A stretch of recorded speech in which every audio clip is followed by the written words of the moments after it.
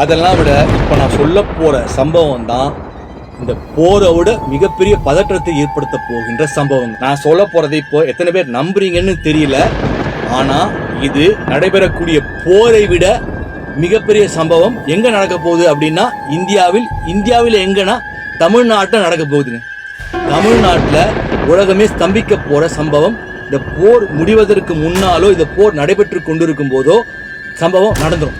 கூடிய சீக்கிரம் நடந்துரும். உலக நாடுகள்லாம் தமிழ்நாட்டில் நடைபெற போகின்ற சம்பவத்தை பார்த்து சம்பிச்சிரும். இப்போது இந்த போர் நடைபெற்று கொண்டிருப்பதால் தமிழ்நாட்டில் நடக்க போற எலெக்ஷன்ஸ் பயங்கரமா ஒரு பெரிய குளறுபடி ஏற்படும். பிரச்சாரத்துக்கு போக முடியாதுங்க. பிரச்சாரம் போக முடியாது. பிரச்சாரம் தடைபடும். மற்றும் எலெக்ஷன் டேட்ஸ் ஒத்தி போடப்படலாம். ஒரு 20 நாள் தள்ளி போடக்கான வாய்ப்புகளும் அதிகம். யார் நாட்டை யார் கபலீகரம் செய்யறது? நாம கபலீகரம் செஞ்சிட்டா அமெரிக்கா என்ன நினைக்குது? நாம ஈரானை கபலீகரம் செஞ்சிட்டா, வீழ்த்தி விட்டால், நாம கபலீகரம் செஞ்சிட்டோம்னா நமக்கு வளங்கள் கிடைச்சிரும். அது ஒண்ணு மட்டும் கிடையாது, வளங்கள் கிடைச்சிரும். அங்க எரிவாயு விலை, அங்க பேசிக்கா எல்பிஜி, பெட்ரோல் எல்லாமே விலை குறைஞ்சிரும். ஆட்டோமேட்டிக்கா அவங்க கைப்பற்றியாச்சுனாவே அவங்களுக்கு விலை குறைஞ்சிரும் அப்படின்ற ஒரு கண்ணோட்டம் ஒண்ணு. ஆனா அது மட்டுமே கிடையாதுன்றாங்க. ஆனா ஈரானு இப்பதான் பயங்கர பலம் கொண்டு எழுந்திருக்கு. சாதாரணமா தான் இருந்தவங்கள தட்டி எழுப்பிட்டாங்கன்னு சொல்லலாம். அதாவது அவங்க என்ன சொல்றாங்கன்னா, நாங்க போரை தொடங்கவே இல்லை, நீங்க அமெரிக்காவும் இஸ்ரேலும் சேர்ந்துதான் போரை தொடங்கினீர்கள், இங்க பேச்சுவார்த்தைக்கு இடமே இல்லைங்கிறாங்க. அதாவது சொல்லுவாங்கல்ல, தொட்டிலையும் ஆட்டிட்டு புள்ளையும் கிள்ளி விட்டுட்டுன்னு சொல்லுவாங்கல்ல, அப்படிதான் சொரிஞ்சு விட்டாங்க. ஈரான் எப்படின்னா அவரோட மனோநிலை எப்படின்னு கேட்டீங்கன்னா, தங்களுக்கு 2 கண் போனாலும் பரவாயில்லை, ஒரு கண் எதிரிக்கு போகணும். நாங்க அசர்ற மாதிரி இல்ல. இப்போ அடுத்தது என்ன தெரியுமா சொல்லிருக்காங்க அமெரிக்காவுக்கு? உங்களோட அமெரிக்காவோட ஐடி நிறுவனங்கள் எல்லாம் நாங்க தாக்குதல் செய்ய போறோம் இருக்காங்க. அதாவது கூகுள், மைக்ரோசாஃப்ட், ஐபிஎம் போன்ற முன்னணி நிறுவனங்கள் எல்லாம் நாங்க தாக்குதல் செய்ய போறோம் அப்படின்னு அவர்கள் அறிக்கை விடுத்துள்ளார்கள். ஆனா சொன்னதோட நிக்க மாட்டாங்க. ஈரானை பொறுத்த வரைக்கும் சொன்னா செஞ்சிருவாங்க. இப்போ நான் என்ன சொல்றேன்னா, என்னோட வீடியோ பதிவுல நீங்க எடுத்து பாருங்க. நான் சொல்லியிருப்பேன், முன்கூட்டியே சொல்லியிருப்பேன், ஜோதிட ரீதியாக சொல்லியிருப்பேன், பங்கு சந்தை மிகப்பெரிய வீழ்ச்சி அடையும் சொல்லியிருப்பேன். 2026ஆம் ஆண்டு நடைபெறக்கூடிய அதிர்ச்சிகரமான சம்பவங்கள்னு ஒரு வீடியோ போட்டிருப்பேன். அதுல பாருங்க, பங்கு சந்தை மிகப்பெரிய வீழ்ச்சி அடையும் சொல்லியிருப்பேன். கிட்டத்தட்ட இன்னைக்கு பார்த்தா 6 லட்சம் கோடி இழப்பு. பங்கு சந்தையில் வரலாறு காணாத 6 லட்சம் கோடி இழப்பு. மேலும் மேலும் இழப்புகள் தொடரும். பெட்ரோல் பங்குக்கு போங்க, மக்கள் எல்லாம் பீதி அடைஞ்சிட்டாங்க, பதற்றம் அடைந்து விட்டார்கள். எங்கேயோ நடக்கிற போர், ஈரான் நடக்க போது, நமக்கு எங்கடா வரப்போகுது அப்படின்னு நம்ம நினைச்சிட்டு இருந்தோம்ல. நம்மளாம் கனெக்டட் இருப்பேன். அப்போ நீங்க போங்க, எந்த ஊரா இருக்கட்டும், பெட்ரோல் பங்கு டேங்க ஃபில் பண்றாங்க. வண்டியா இருந்தாலும் காரா இருந்தாலும் டேங்க ஃபில் பண்றாங்க. ஏன்னா கிடைக்காம போயிட போகுதுன்னு. அமெரிக்காவில் ராணுவ ஆட்சி மாற்றம் ஏற்படலாம்னு சொல்றாங்க. ஏன்னா இப்படியே ட்ரம்ப் எடுத்துக்கிட்டே இருந்தாருன்னா நாடே ஸ்தம்பிச்சிரும். உலக நாடெல்லாம் ஸ்தம்பிச்சிரும், சர்வ நாசமாகிடும். பொருளாதார இழப்பு எல்லா நாடுகளுக்கும் ஏற்படும். எப்படி 2020ஆம் ஆண்டு கொரோனா ஏற்பட்டதோ, லாக்டவுன் ஏற்பட்டதோ, அதை விட கொடூரமா இருக்கும். இந்த போர் நீடித்தது என்றால் கொடூரமாக இருக்கும்.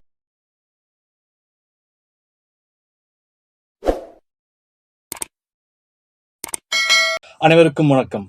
எல்லாம் வல்ல இறைவனுக்கு நன்றி. நான் உங்கள் ஜோதிட ஞானி ஏஎல் சூர்யா. இன்னைக்கு என்ன தலைப்பு பார்க்க போறோம்னா, ஈரான் இஸ்ரேல் போர் மூல காரணம் என்ன? இந்த போர் எப்போது முடிவுக்கு வரும்? இந்த போர் நடைபெறுவதால் என்னென்ன பாதிப்புகள் உலக நாடுகளுக்கு மற்றும் இந்தியாவுக்கு ஏற்படும்ன்றத இந்த பதிவில் பார்க்க போறோம். அதற்கு முன்னாடி புதுசா வீடியோ பார்க்குறவங்களுக்கு தெரியாது, நான் ஒரு பெட்ரோலியம் இன்ஜினியரிங் ஸ்டூடெண்ட். ஸோ எனக்கு இந்த எண்ணெய் வளங்கள் நிறைந்த நாடுகள், இப்போது சண்டை போட்டு கொண்டிருப்பது எண்ணெய் வளங்கள் நிறைந்த நாடுகள். அதனால இதை பத்தி நான் கொஞ்சம் பிரீஃபா, ஒரு விழிப்புணர்வா இதை பத்தி பேசலாம்னு நினைக்கிறேன். இப்போ பாத்தீங்கன்னா, நமக்கு இப்போ கேஸ் விலை ஏறி போச்சு ஆல்ரெடி. இப்போ ஸ்ரீலங்கால டீசல் பெட்ரோல்லாம் விலை ஏற்றிட்டாங்க. இப்போ தட்டுப்பாடு காரணமாக வரும் காலங்களில் நிச்சயமாக பெட்ரோல் டீசல் விலை இந்தியாவிலும் உயர்த்தப்படும். நாமெல்லாம் நினைச்சிட்டு இருப்போம், ஈரான்ல சண்டை போடுறாங்க, இஸ்ரேல சண்டை போடுறாங்க, இங்க நமக்கு என்ன பாதிப்பு ஏற்பட போகுதுன்னு அப்படின்னு பல பேர் நினைச்சுட்டு இருப்போம். ஆனா இன்னைக்கு நமக்கு வயிற்றுல புளிய கரைச்சிருக்கும். ஏன்னு கேட்டீங்கன்னா, நீங்க கேஸ் புக் பண்ற ஏஜென்சியோட நம்பருக்கு நீங்க போன் போட்டீங்கன்னா நாட் ரீச்சபிள், அன்அவைலபிள், டெட்டா இருக்கும். நீங்க கேஸை புக் பண்ண முடியாது. ஏன்னா கேஸ் தட்டுப்பாடு ஏற்பட்டு போச்சு. மத்திய அரசு, ஒன்றிய அரசு இந்த எரிபொருள், இந்த கேஸ் நிரப்பும் நிறுவனங்களுக்கு ஒரு 10% உயர்த்த சொல்லி இருக்கிறாங்க. இப்போ நாம இந்தியாவில் நாம தோன்றும் மண்ணை தோண்டணும்னா நமக்கு இங்க தண்ணி கிடைக்குங்க. ஓகே, நிறைய பேருக்கு தெரியாது என்ன பிரச்சனை, மூல காரணம்னு தெரியாது. இப்போ நான் பெட்ரோலியம் படிப்பு படிச்சிருக்கிறதுனால உங்களுக்கு ஓரளவுக்கு நல்லா புரிய வைக்க முடியும்னு நினைக்கிறேன். ஷார்ப்பா நீங்க கடைசி வரைக்கும் கேட்டீங்கன்னா புரியும். இப்போ போற போக்கு பார்த்தா இவங்க சண்டை போட்டுட்டே இருந்தாங்கன்னா நமக்கு சட்டையில நாத்த சட்டை தான் போட்டுக்கணும். சட்டை வேணா போட்டுக்கலாம், புது சட்டை போட்டுக்கலாம். அதாவது க்ரூட் ஆயில் அதுதான் மூலகர்த்தாங்க. எந்த பொருளை நாம இன்னைக்கு பயன்படுத்துறோமோ எல்லாமே அது க்ரூட் ஆயில் தான். பேஸே க்ரூட் ஆயில், கச்சா எண்ணெய் தான். அப்ப இந்தியாவில் அந்த க்ரூட் ஆயில் கிடைக்குதா அப்படின்னு கேட்டீங்கன்னா கிடைக்குது, ஆனால் சொற்பமா கிடைக்குது. எவ்வளவு கிடைக்குதுன்னு பார்த்தா 100க்கு 15% கிடைக்குதுங்க. 15% எங்கெல்லாம் கிடைக்குது இது பாத்தீங்கன்னா அசாம்ல கிடைக்குது, ஆஃப் ஷோர் அப்படின்வாங்க, ஆஃப் ஷோர் அசாம்ல கிடைக்குது, வைசாக்ல கிடைக்குது, அப்புறம் நாகப்பட்டினத்துல கிடைக்குது. நம்ம தமிழ்நாட்டில் நாகப்பட்டினம் மாவட்டத்தில் ஓரளவு கிடைக்குது, சொற்பமா கிடைக்குது. நான் சொல்றேன் 15%. அப்போ ஆனா வளைகுடா நாடுகளான ஈரான், ஈராக், கத்தார், பஹ்ரைன், இது மாதிரி கல்ஃப் கண்ட்ரிஸ், அப்புறம் மிடில் ஈஸ்ட், இது அவங்க பாலைவனம் மாதிரி இருக்கும் அந்த ரீஜன். அங்கெல்லாம் நீங்க தோண்டுனீங்கன்னா எப்படி தங்கம் சுரங்கம் இருக்குல்ல, அது மாதிரி அவர்களுக்கு மூலாதாரமே எண்ணெய் தான். அந்த வளைகுடா நாடுகளுக்கு பிரதானமே எண்ணெய், கச்சா எண்ணெய் தான். அங்க தோண்டுனீங்கன்னா எப்படி தண்ணி இங்க வருதோ அது மாதிரி அங்க எண்ணெய் கிடைக்குங்க. அந்த எண்ணெயை ஈரான் யாருக்கெல்லாம் விற்கிறாங்கன்னு பாத்தீங்கன்னா 2 நாடுகளுக்கு, நட்பு நாடுகள், ரஷ்யாவுக்கும் சைனாவுக்கும் விற்கிறாங்க. இப்போ நாமளும் மன்மோகன் சிங் காலத்துல ஈரான்ட்டு நாம வாங்கிட்டு இருந்தோம். அப்பையும் அமெரிக்கா, யுஎஸ் தடை விதித்திருந்தாலும் இப்போ மன்மோகன் சிங் அந்த ஒரு பிரைம் மினிஸ்டரா இருக்கும்போது நாம ஈரான் கிட்ட இருந்து க்ரூட் ஆயில வாங்கிட்டு இருந்தோம். க்ரூட் ஆயில் இருந்தா உங்களுக்கு பாத்தீங்கன்னா எல்லா ப்ராடக்ட்ஸும் கிடைக்குது. இப்போ ரிஃபைனரியில நீங்க ஒர்க் பண்ணியிருந்தீங்க இல்ல நீங்க பார்த்துருந்தீங்க அப்படின்னா எப்படி அது ப்ராசஸ் ஆகுதுன்னு தெரியும். இப்போ ஃபிளைட் ஓடுது, ஃபிளைட் இப்போ நம்ம வந்து டீசல் பெட்ரோல் மாதிரி ஃபிளைட்டுக்கு டீசலோ பெட்ரோலோ கிடையாது, ஏடிஎஃப்னு வாங்க, ஏவியேஷன் டர்பைன் ஃபியூவல்னு. அதுல தான் ஏன்னா ஹை பவர் இன்ஜின், அதுக்கேற்ற மாதிரி அதோட ஃபியூவல் பார்த்தீங்கன்னா ஏவியேஷன் டர்பைன் ஃபியூவல் போட்டால் தான் அது வந்து ரன் ஆகும். டீசல் 100 ரூபாய்னா அது வந்து 2 மடங்கு. க்ரூட்ல இருந்து பார்த்தீங்கன்னா உங்களுக்கு லியூப், இப்போ பிளாஸ்டிக்ஸ், இப்போ டிடர்ஜென்ட், நம்ம சொன்னேன் சட்டை நாத்த சட்டை போட்டு போவோம் அப்படின்னு சொல்லியிருப்பேன். ஏன்னு கேட்டிங்கன்னா டிடர்ஜென்ட் பவுடர், நீங்கள் ஹார்பிக் கக்கூஸ் கழுவுற இது, மற்றபடி டிஷ் வாஷ், இது பாத்திரம் தொலைக்கிறது, அப்புறமா சட்டைக்கு washing machine liquid, washing machine powder, இதெல்லாம் எங்கேருந்து கிடைக்குது அப்படின்னு பல பேருக்கு தெரியாது. இப்பதான் நிறைய பேர் தெரிஞ்சுக்கணும்னு ஆசைப்படுவாங்க. எல்ஏபி நான் ஒர்க் பண்ணியிருக்கேன், அந்த பிளான்ட்ல ரிஃபைனரியில ஒர்க் பண்ணியிருக்கேன். எல்ஏபினா லீனியர் அல்கைல் பென்சின் அப்படின்ற ப்ராடக்ட். அதுல இருந்தா நமக்கு detergent powder, soap, liquid, dishwash பாரு, டிஷ்வாஷ் லிக்விட், இவ எல்லாமே வந்து அந்த எல்ஏபின்ற அந்த ரா மெட்டீரியல் எங்கேருந்து கிடைக்குது? அந்த எல்ஏபி பாத்தீங்கன்னா க்ரூட் ஆயில இருந்து கிடைக்குது. ஸோ இப்படி க்ரூட் ஆயிலேருந்து ஒரு டெம்பரேச்சரில், இந்த டெம்பரேச்சர் பாய்லர் இருக்கும், பெரிய பெரிய பாய்லர்ஸ் இருக்கும், அதில் வந்து எல்பிஜி லிக்விஃபைட் பெட்ரோலியம் கேஸ், மற்றபடி டீசல், கெரோசின், இதுக்கெல்லாம் ஒரு செட்டன் டெம்பரேச்சர் அண்ட் ஒரு இது இருக்கும், ஒரு கிராஃப் ரேடியஸ் போட்டு வச்சிருப்பாங்க. இந்த டெம்பரேச்சரில் இது ப்ராடக்ட்ஸ் வந்து பலவிதமான ப்ராடக்ட்ஸ் க்ரூட்லேருந்து கிடைக்குது. அப்போது இன்னைக்கு என்ன பிரச்சனை, ஏன் சண்டை போடுறாங்க, எதனால இப்போ அமெரிக்காவும் இஸ்ரேலும் ஈரானை அட்டாக் பண்ணாங்க? அதாவது ஈரான் ரொம்ப எப்படி சொல்றது, சும்மா தான் இருந்தாங்க. இப்ப ஈரான் பார்த்தா சும்மா தான் இருந்தாங்க. அதாவது சும்மா கிடந்த சங்க ஊதி கெடுத்தானா ஆண்டின்னு ஒரு பழமொழி இருக்குல்ல, அப்படிதான் சும்மா கிடந்தவனை தட்டி எழுப்பிட்டாங்கோ. ஈரான் பாத்தீங்கன்னா இன்னைக்கு அவர்கள் ஒரு வல்லரசான நாடு அப்படின்னு உலக நாடுகள்லாம் ஸ்தம்பிச்சு போற அளவுக்கு இன்னைக்கு அவங்கள திரும்பி பார்க்க வச்சுட்டாங்க. அதுதான் உண்மை. அவர்கள்ட்ட படைபலம் இருக்கான்னு கேட்டா 6 லட்சத்துக்கும் மேற்பட்ட படைபலம் இருக்கு அவங்கள்ட்ட. கடற்படை 1 லட்சத்துக்கு மேல இருக்கு, மிசைல்ஸ் இருக்கு, அவங்கள்ட்ட ட்ரோன்ஸ் இருக்கு. அப்ப என்னதான்டா பிரச்சனை? சிம்பிளா சொல்லவா, அதாவது குப்பனும் சுப்பனும் ஒரு 5 ஏக்கர் நிலத்தை வாங்கி வச்சிருந்தானா. புரியுற மாதிரி சொல்றேன், எளிமையா புரியுற மாதிரி. குப்பனும் சுப்பனும் ஒரு ஏதோ ஒரு புறம்போக்கு நிலம் நினைச்சு ஒரு 5 ஏக்கர் நிலத்தை வாங்கி வச்சிருந்தானா. அப்போ திடீர்னு அவன் தோண்டுனானா, அந்த நிலத்தை அவன் போய் அந்த தோண்டுனானா. தோண்டும் போது பார்த்தா அங்க புறம்போக்கு நிலம் இல்லையா, அது தங்க சுரங்கமா. தோண்ட தோண்ட தங்க சுரங்கம் வருதான். இதை தெரிஞ்சுக்கிட்ட பெரிய மனுஷன் அரசியல்வாதி ஒருத்தர் என்ன பண்றாரு, எப்படியாவது இவங்கிட்ட இருந்து நாம இந்த 5 ஏக்கர் தங்க சுரங்கத்தை, நிலம் இல்ல தங்க சுரங்கத்தை வாங்கிடணும்னு போட்டு கூப்பிடுறாரு.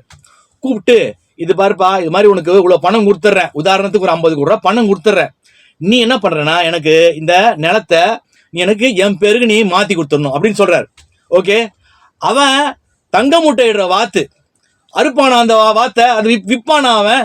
அவன் காலங்காலமா கோடி கோடியா பணம் கொட்ட போகுது, தங்க சுரங்கத்துல இருந்து சுரண்ட வந்துகிட்டே இருக்க போது அவன் கொடுப்பானா? அவன் கொடுக்க மாட்டேன்றான். கொடுக்க மாட்டேன்னா இந்த அரசியல்வாதி என்ன பண்றாரு? அவருடைய அதிகாரத்தை துஷ்பிரயோகம் பண்றாரு.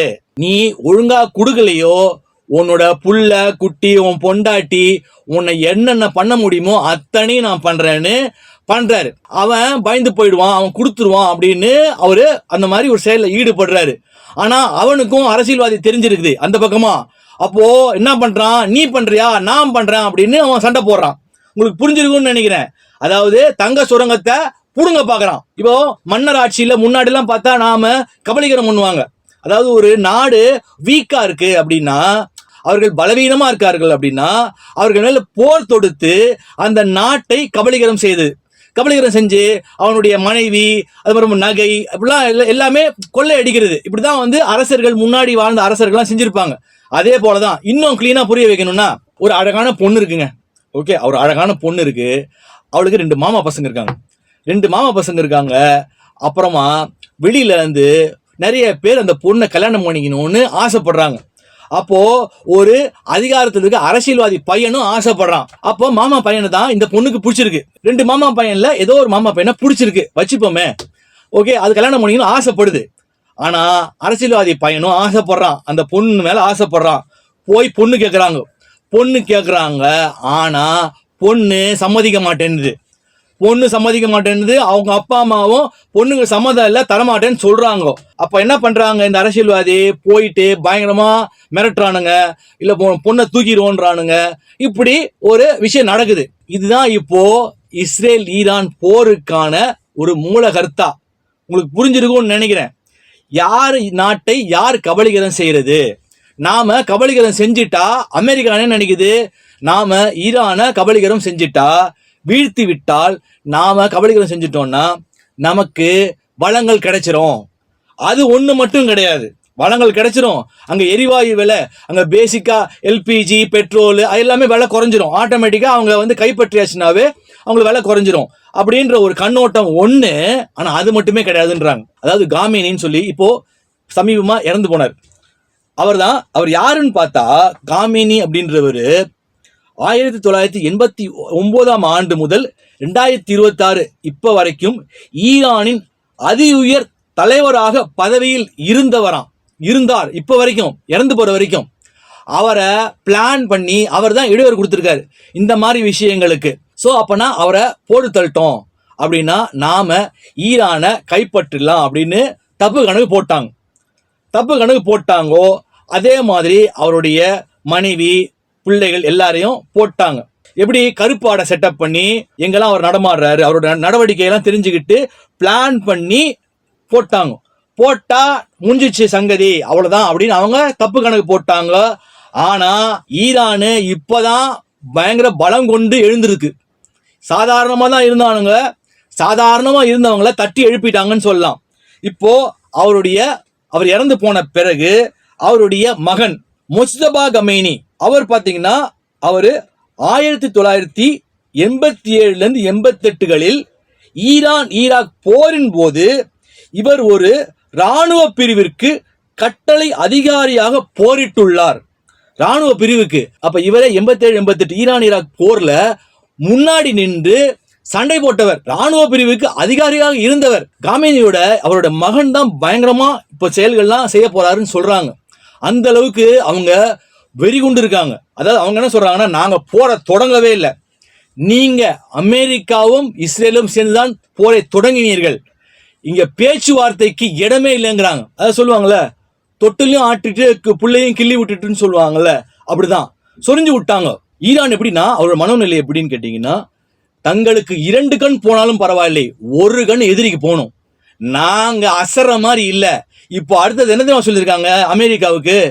உங்களோட அமெரிக்காவோட ஐடி நிறுவனங்கள் எல்லாம் நாங்க தாக்குதல் செய்ய போறோம் இருக்காங்க. அதாவது கூகுள், மைக்ரோசாஃப்ட், IBM போன்ற முன்னணி நிறுவனங்கள் எல்லாம் நாங்க தாக்குதல் செய்ய போறோம் அப்படின்னு அவர்கள் அறிக்கை விடுத்துள்ளார்கள். ஆனா சொன்னதோட நிக்க மாட்டாங்க. ஈரானை பொறுத்த வரைக்கும் சொன்னா செஞ்சிருவாங்க. இப்போ இன்னொன்னு என்ன பண்ணிருக்காங்கன்னா, ஈரான் வந்து ஹார்மூஸ் ஜலசந்தி அப்படின்ற ஒரு வழித்தடம் இருக்கு இந்த கப்பல் போக்குவரத்துக்கு, முக்கியமா ஈரான் கையில தான் இருக்கு. அவர்கள் அந்த இதுக்கு எண்ணெய் கப்பல்கள் வர முடியாதபடிக்கு தடை விதிச்சிட்டாங்க. அப்பதான் வர முடியாது. இப்போ இந்தியாவுக்கே கொண்டு வரணும்னா ஹார்மூஸ் ஜலசந்தி அந்த வழித்தடத்தின் மூலமாக தான் நாம ரஷ்யால இருந்து கூட நம்ம எடுத்துட்டு வர முடியும். அதை தடை விதித்து விட்டார்கள் என்றால், அதை மூடிட்டாங்கன்னா நாம சுத்தி வரணும். கிட்டத்தட்ட இப்படி தொடர மூக்க இப்படி தொடர மாதிரி ஒரு மாசம் அப்புறமா தான் நம்ம இந்தியாவுக்கு கச்சா எண்ணெய் வரும். இப்ப நாம ரஷ்யா கிட்ட இருந்து வாங்கிட்டு இருந்தோம், நடுவுல வாங்காம விட்டுட்டோம். இப்ப நம்ம மறுபடியும் ரஷ்யா கிட்ட இருந்து வாங்குறோம். எவ்வளவு வாங்குறோம் அப்படின்னு கேட்டீங்கன்னா, முன்னாடி சப்சிடி பிரைஸ்க்கு கொடுத்துட்டு இருந்தாங்க ரஷ்யா நமக்கு நட்பு ரீதியாக. இப்போ டிமாண்ட் ஏற்பட்டதன் காரணமாக பாத்தீங்கன்னா அவங்க சப்சிடி எல்லாம் கொடுக்க முடியாது, நாங்க கொடுக்குற விலைக்கு தான் நீங்க வாங்கிக்கணும் அப்படின்னு சொல்லிட்டாங்க. ஏன்னா ஈரான் என்ன பண்ணுது, சைனாவுக்கும் ரஷ்யாவுக்கும் கச்சா எண்ணெயை அப்படியே கொடுத்துட்டோம். இவங்க என்ன பண்ணாங்க, ப்ராசஸ் பண்ணி இவங்க வெளிநாட்டுக்கு இந்த மாதிரி இந்தியா போன்ற நாடுகளுக்கு ஒரு கணிசமான விலை ஏற்றி அவர்கள் விட்டு விடுகிறார்கள். இப்ப ரஷ்யா கிட்ட இருந்து நாம ஒரு நாளைக்கு எவ்வளவு வாங்கணும்னு கேட்டீங்கன்னா, க்ரூடு கச்சா எண்ணெய் 1 million barrels per day. 1 millionaire தெரியும், 10 லட்சம் பேரல், ஒரு நாளைக்கு 10 லட்சம் பேரல் வாங்குறோம். ரஷ்யாட்ட மட்டும்தான் வாங்குறோமா? ரஷ்யாட்ட தான் மேஜரா வாங்குறோம்.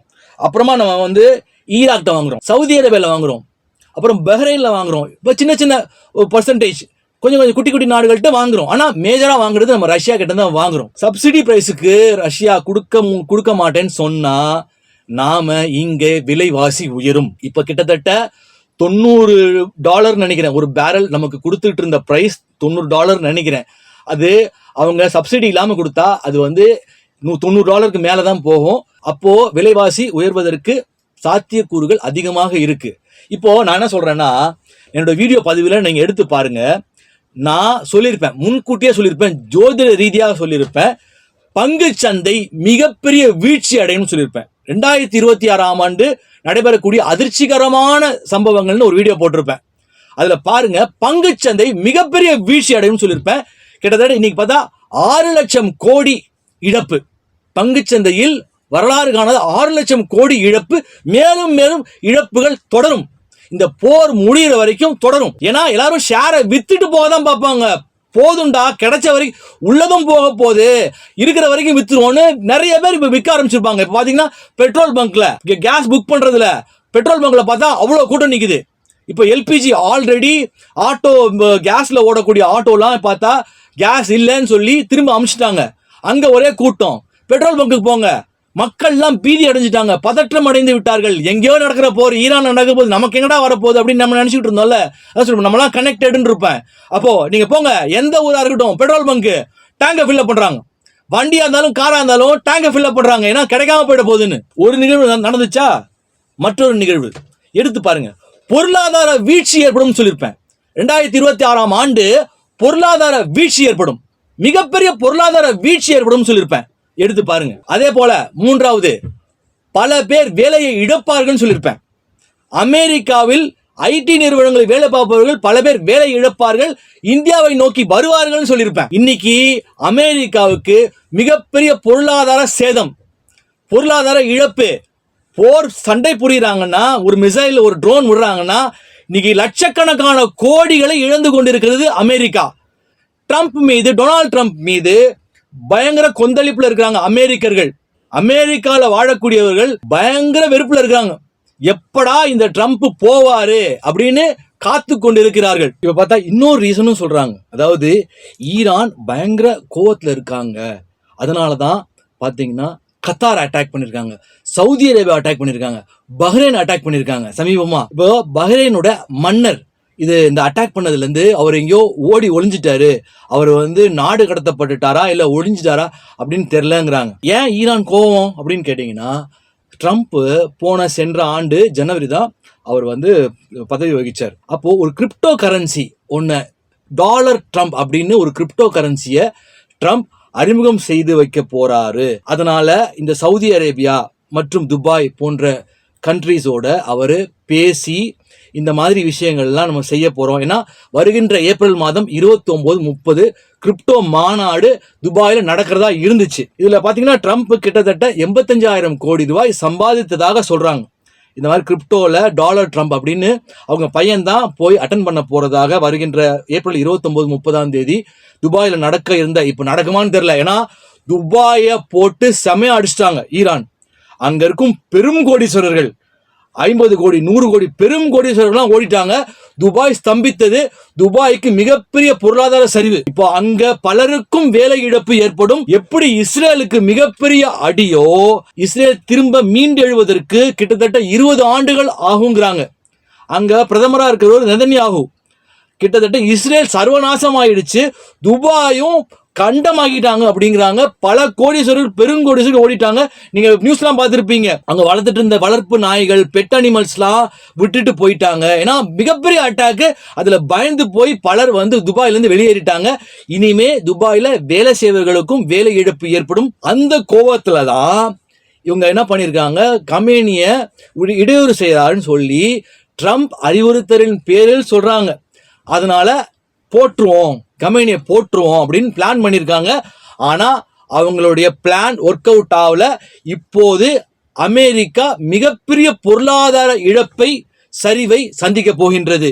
நான் சொன்ன மாதிரியே ஐடி நிறுவனங்கள், ஐடி துறையில் வேலை பார்ப்பவர்களுக்கு மிகப்பெரிய அடி உண்டு நிச்சயமாக. மூலகர்த்தா, மூல காரணம் இதற்கு ட்ரம்ப் தான் மூல காரணம். இப்போ வரைக்கும் அவர் பதவி வகித்ததிலிருந்து இப்போ கூட என்ன சொல்றாரு, அவருடைய மகன் முஸ்தபா கமேனி, எப்படி நீங்க வந்து தலைவராக, ஈரான் நாட்டுக்கு தலைவராக நீங்க வந்து அவரை பதவி வகிக்கலாம், அவருக்கு நீங்க பதவி கொடுக்கலான்னு ட்ரம்ப் கொந்தளிக்கிறாரு, கேள்வி கேட்கிறாரு.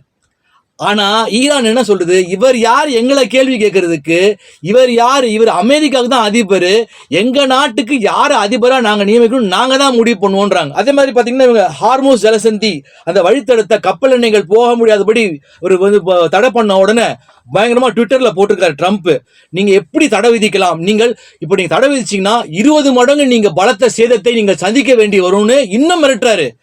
ஈரான் என்ன சொல்லிட்டாங்க, நீ வாப்பா தம்பி, நீ அடி, நாங்க அசர்ற மாதிரி இல்ல, நாங்க ரெடி ஆயிட்டோம், இன்னும் 6 மாசத்துக்கு எங்களுக்கு கையிருப்புக்கு மிசைல்ஸ்ல இருந்து ட்ரோன்ல இருந்து எல்லாம் கைவசம் இருக்கு, நாங்க தயாரா இருக்கோம், நாங்க அடிக்கிறதுக்கு ரெடியா இருக்கோம், நாங்கள் போரை நிறுத்த தயாராக இல்லை அப்படின்னு சொல்றாங்க. இதனால என்ன ஆக போகுது பாத்தீங்கன்னா, இன்னைக்கே ஆரம்பிச்சிருச்சு இந்த போர். எப்ப முடிய போகுது, ஜோதிட ரீதியா சொல்றேன், கிட்டத்தட்ட 1 மாதத்திற்கு மேலும் இந்த போர் நீடிக்குங்க. 1 மாதத்திற்கும் நீடிக்கலாம், 2 மாதத்திற்கும் நீடிக்கலாம். இப்போலாம் ஓயவே ஓயாது. ஏன்னா சொரிஞ்சு விட்டுட்டாங்க பயங்கரமா. அங்க அவர்கள் ரத்தம் கொதித்து போயிருக்கிறார்கள். ட்ரம்ப் முடியணும்னு முடிவு பண்ணிட்டாங்க. இன்னொரு தகவல் என்னன்னா, அமெரிக்காவில் ராணுவ ஆட்சி மாற்றம் ஏற்படலாம்னு சொல்றாங்க. ஏன்னா இப்படியே ட்ரம்ப் எடுத்துக்கிட்டே இருந்தாருன்னா நாடே ஸ்தம்பிச்சிரும், உலக நாடெல்லாம் ஸ்தம்பிச்சிரும், சர்வ நாசமாகிடும், பொருளாதார இழப்பு எல்லா நாடுகளுக்கும் ஏற்படும். எப்படி 2020ஆம் ஆண்டு கொரோனா ஏற்பட்டதோ, ஒரு லாக்டவுன் ஏற்பட்டதோ, அதை விட கொடூரமா இருக்கும். இந்த போர் நீடித்தது என்றால் கொடூரமாக இருக்கும். இப்பவே டீ விலை 12 ரூபாயிலிருந்து 15 ரூபாய் ஆக்கிட்டாங்க. ரைட்டு, 15 ரூபாய் ஆக்கிட்டாங்க. இன்னும் 1 வாரத்துக்கு டீ கடைலாம் இயங்கலாம். ஏன் கேட்டீங்கன்னா கமர்ஷியல் கிளாஸ் எல்லாம் கிடைக்காது. இப்போ பெரிய பெரிய ஹோட்டல்கள் பெங்களூர்லாம் ஸ்டாப் பண்ணிட்டாங்க. இன்னொன்று பார்த்தீங்கன்னா, இந்த கமர்ஷியல் சிலிண்டர் எல்லாம் பிளாக் மார்க்கெட்ல வித்தா அரசு 7 ஆண்டு சிறைன்னு அறிவிச்சிருக்காங்க. அதனால இப்போ பார்த்தீங்கன்னா இட்லி இப்போ அடுத்தடுத்து 1 வாரம் தாங்கும். இட்லி இப்போ பார்த்தீங்கன்னா காரைக்கால் மாவட்டத்தில் இன்னைக்கு தான் நான் நியூஸ் பார்த்தேன், நாளையிலேருந்து இட்லி இல்லையா, அப்புறமா தோசை இல்லையா, பொங்கல் இல்லையா, இது மாதிரி அடை, இது மாதிரி வந்து எல்லாம் கரண்ட்ல பண்ணலாம் அப்படின்னு சொல்லி கரண்ட்ல தான் பண்ண முடியும். இப்போ விறகு அடுப்புக்கு மாறுறாங்க. டோட்டலா சொன்னா நாடே ஸ்தம்பிச்சிருங்க. நான் சொன்ன மாதிரி 2026ஆம் ஆண்டு பெக்யூலியரான வருஷம். இப்போ பெட்ரோல் டீசல் கிடைக்கல, ஓகே, விலை ஏத்துறாங்க, ஓகே போடலாங்க. ஒருவேளை க்ரூட் ஆயில் கிடைக்கல, இப்போ அந்த ஹார்மூஸ் ஜலசந்திய வந்து அந்த வழித்தடத்தை ஈரான் போகக்கூடாதுன்னு தடை விதிச்சிருக்காங்க. அந்த தடை நீடித்தால் நமக்கு க்ரூட் ஆயில் கிடைக்கிறதுல பிரச்சனை. அப்போ பார்த்தீங்கன்னா நமக்கு டிரான்ஸ்போர்ட்டேஷன் இருக்காது. இப்போ ஏப்ரல் மாதம் வந்து நெருங்கிடுச்சு. இப்போ வெக்கேஷன் சீசன், டூரிசம் பாதிக்கப்படும். எத்தனை பேர் ஊட்டி, கொடைக்கானல், ஏற்காடு போன்ற மலைப்பிரதேசம், ஜம்மு காஷ்மீர், இவங்களாம் டூரிசம் நம்பி தான் இருக்காங்க. இந்த 2 மாதம் லாட்ஜ் ஓனர்ஸு, அப்புறம் பஸ் ஓனர்ஸு, இப்படி நம்ம சொல்லிகிட்டே போகலாம். டூரிசம் பாதிக்கப்படும். டூரிசம் மட்டுமா? இப்பல இருந்து நீங்க பாத்தீங்கன்னா பலர் வேலை வாய்ப்பை இழப்பார்கள். டீ கடையில் ஒரு 2 பேர் 4 பேர் வேலை செய்யறாங்க அப்படின்னா, கமர்ஷியல் கேஸ் கிடைக்கலன்னா 2 நாள் ஓட்டுவாங்க, 3 நாள் ஓட்டுவாங்க. அதுக்கு பிறகு என்ன பண்ண முடியும் அவங்க? இன்னொன்னு யோசிச்சு பாருங்க, பேச்சுலர்ஸ் அவர்கள்லாம் என்ன செய்வாங்க? சாப்பாடே காசு கொடுத்தா கூட சாப்பாடு கிடைக்காது. காய்கறி வரணுங்க. காய்கறி எப்படி வரும்? டிரான்ஸ்போர்ட்டேஷன், லாரி மூலமா வரும். இப்போ லாரிக்கு டீசல் போடணும், டீசல் விலை ஏற்றிட்டாங்க அப்படின்னா என்ன பண்ணுவோம்? ஆட்டோமேட்டிக்கா காய்கறி விலை ஏறிடுங்க. நான் சொல்லியிருப்பேன், க்ரூட் ஆயில், எலக்ட்ரிசிட்டி கிடைக்காதுங்க. நீங்க நினைச்சிட்டு இருக்கீங்க நம்ம ஒன்றும் பிரச்சனை இல்லை. எலக்ட்ரிசிட்டி, நிலக்கரி, உங்களுக்கு க்ரூட்ல இருந்து you get lot of products. உங்களுக்கு பல்வேறு விதமான உங்களுக்கு ப்ராடக்ட்ஸ் கிடைக்குது. எங்க டச் பண்ணாலும் உங்களுக்கு க்ரூட் ஆயில் தான் பேஸ்மெண்ட். அப்போ எலக்ட்ரிசிட்டி போக போக எங்க இப்ப காற்றாலையில வந்து எலக்ட்ரிசிட்டி ப்ரொடியூஸ் பண்ணிட்டு இருக்காங்க, அது தடைப்படும். எவ்வளவுதான், அதெல்லாம் கம்மி ப்ரொடக்ஷன் தான். நிலக்கரியில இருந்தா நமக்கு மிகப்பெரிய மின்சாரம் கிடைக்குது. பெட்ரோல் டீசல் தட்டுப்பாடுனா இங்கேருந்து நம்ம டிராவல் பண்ணிட்டு போறோம், ஏதோ ஒரு ஊருக்கு போகணும் அப்படின்னா நம்ம என்ன பண்ணுவோம்? போக மாட்டோம். ஒரு கல்யாணம் நடக்குது அப்படின்னா நம்ம போக மாட்டோம்.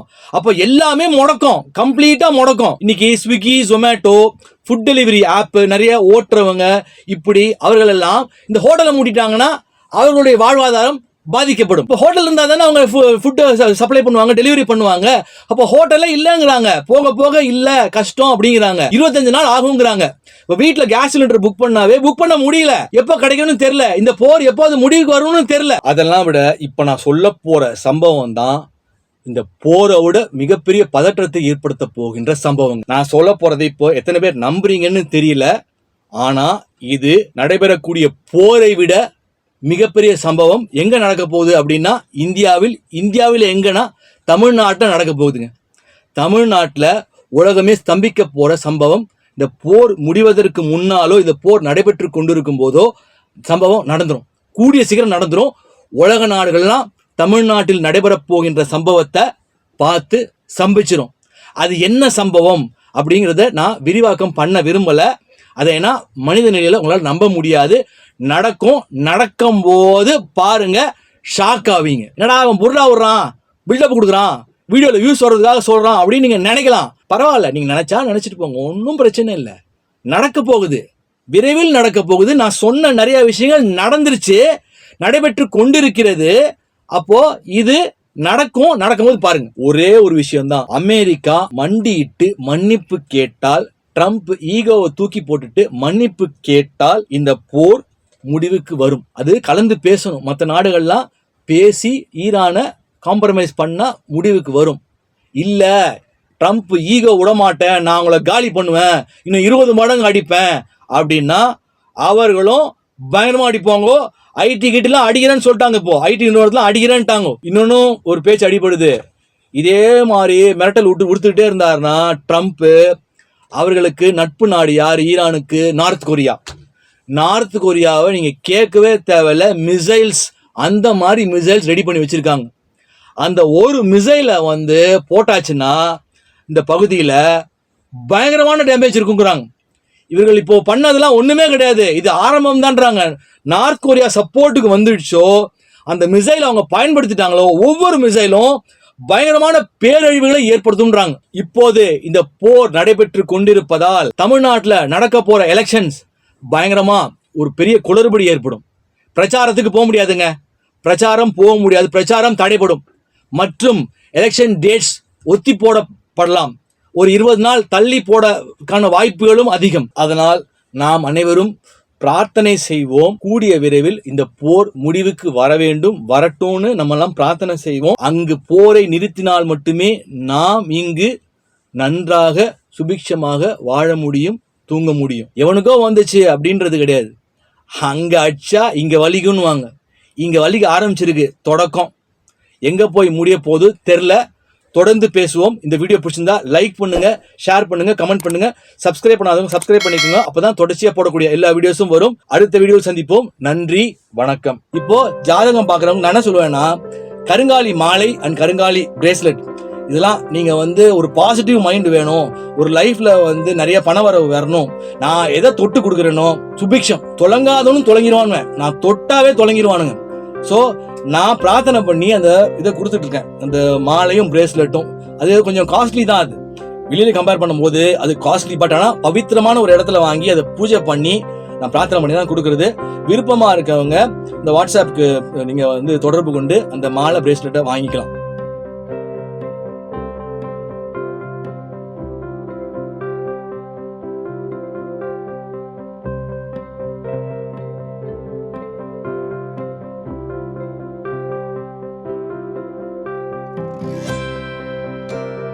இதை போன்று மேலும் பல அபரிமிதங்களுடன் உங்களுக்கு ஆற்றலாகவும் நம்பிக்கை ஒளியாகவும் ஏஎல் சூர்யா. இந்த பதிவு உங்களுக்கு பிடித்திருக்கும் பட்சத்தில் இதனை உங்கள் நண்பர்களுக்கும் நல் உறவுகளுக்கும் பகிர்ந்து அவர்கள் வாழ்வை ஒளிரச் செய்து பிரபஞ்சத்தின் ஆசீர்வாதங்களை அபரிமிதங்களாக